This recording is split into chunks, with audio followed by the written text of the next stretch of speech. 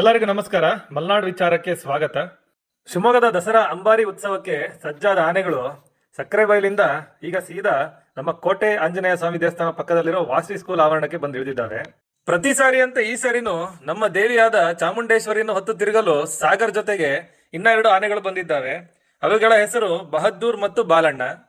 ಪ್ರತಿ ವರ್ಷ ಅಂಬಾರಿ ಉತ್ಸವದಲ್ಲಿ ಪಾಲ್ಗೊಳ್ತಿದ್ದ ಹೆಣ್ಣಾನೆ ಆದ ಭಾನುಮತಿ ಈ ಸಲ ಮರಿ ಹಾಕಿದ ಕಾರಣಕ್ಕಾಗಿ ಬಂದಿಲ್ಲ. ಈ ಎಲ್ಲ ಆನೆಗಳನ್ನು ಸಕ್ಕರೆಬೈಲಿಂದ ಲಾರಿ ಮುಖಾಂತರ ತರಲಾಯಿತು. ಹಾಗೆ ನಮ್ಮ ತೀರ್ಥಹಳ್ಳಿ ರೋಡಲ್ಲಿರುವ ಇಂಡಸ್ಟ್ರಿಯಲ್ ಏರಿಯಾ ಬಳಿ ಒಂದು ರೈಸ್ ಮಿಲ್ ಹತ್ರ ಇದೆಲ್ಲ ಆನೆಗಳನ್ನು ತೂಕ ಮಾಡಿದ್ರು. ತೂಕ ಮಾಡುವ ಕಾರಣ ಏನಪ್ಪಾ ಅಂದ್ರೆ, ಶಿವಮೊಗ್ಗ ಜಿಲ್ಲಾ ಆಡಳಿತದವರು ಇದೇನು ಮೆರವಣಿಗೆಗೆ ಆನೆಗಳನ್ನ ಎಷ್ಟು ಜವಾಬ್ದಾರಿಯಿಂದ ಕರ್ಕೊಂಡ್ ಬಂದಿರ್ತಾರೆ ಅಷ್ಟೇ ಜವಾಬ್ದಾರಿಯಿಂದ ವಾಪಸ್ ಕಳ್ಸೋದು ಇವ್ರ ಕರ್ತವ್ಯ ಆಗಿರುತ್ತೆ. ಮೈಸೂರಲ್ಲಿ ನಡೆಯೋ ಜಗತ್ ಪ್ರಸಿದ್ಧಿ ಆನೆ ಅಂಬಾರಿ ಮೆರವಣಿಗೆನ ಶಿವಮೊಗ್ಗದಲ್ಲಿರೋ ಪ್ರತಿ ಜನತೆನೂ ಪ್ರತಿ ಸಲ ಹೋಗಿ ನೋಡ್ಲಿಕ್ಕಾಗಲ್ಲ. ಬಟ್ ನಮ್ಮ ಶಿವಮೊಗ್ಗದಲ್ಲಿ ನಡೆಯೋ ಆನೆ ಅಂಬಾರಿ ಉತ್ಸವನ ಪ್ರತಿಯೊಬ್ರು ನೋಡ್ಬೋದು. ಆದಷ್ಟು ಶಿವಮೊಗ್ಗ ಮತ್ತು ಸುತ್ತಮುತ್ತ ಇರುವ ಎಲ್ಲಾ ಜಿಲ್ಲೆಯ ಜನತೆನೂ ಶಿವಮೊಗ್ಗಕ್ಕೆ ಬಂದು ಆನೆ ಅಂಬಾರಿ ಮೆರವಣಿಗೆ ನೋಡಿ.